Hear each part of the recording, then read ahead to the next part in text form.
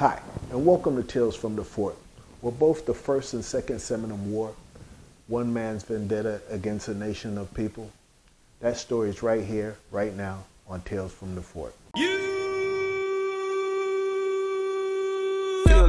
But we only got 24 hours in the day. How much of that do you want to spend on something that already happened, man? You know, it's up to us. It's up to us every minute, every second to shape what we're gonna be living. Because, you know, that's what we got. We got today, we got right now, we got tomorrow, but you know, so that's, you choose what you want to do with your time. I love the water. I love where I came from, the memories, the future of Fort Pierce. So I just love Fort Pierce. Welcome to Tales from the Fort. Welcome.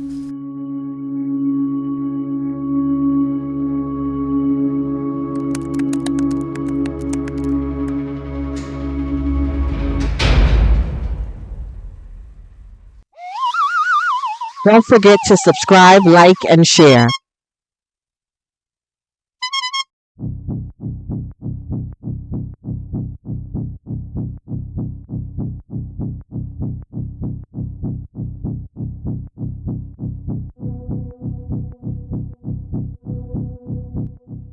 In 1817, Florida was owned by Spain and called La Florida. At one time, the panhandle stretched all the way over to the Mississippi and encompassed the lower halves of what today is Alabama and Mississippi, shown here on a map of that time. The U.S. felt that Florida had become a refuge for runaway slaves, Indians, and U.S. criminals, many who they say would carry out criminal acts and slip back into Florida outside the U.S. law. Slaves were also outside of the reach of their masters. Spain used it as a buffer between them and the United States and encouraged Indians and slaves to come to Florida as long as they would follow their laws and convert to Catholicism. So, in 1817, without the authority of the U.S. government, General Andrew Jackson invaded Spanish Florida and started what is known today as the First Seminole War, which ended after Andrew Jackson seized the Spanish fort in Pensacola and several key locations in North Florida. That gave the U.S. control over the Panhandle, which the United States used this as leverage to convince Spain into selling them Florida. Spain was already weakened due to Napoleon's invasion of Spain and in no position to fight the U.S., so they sold Florida to the United States for $5 million in damages done to Spain by American citizens who rebelled against Spain.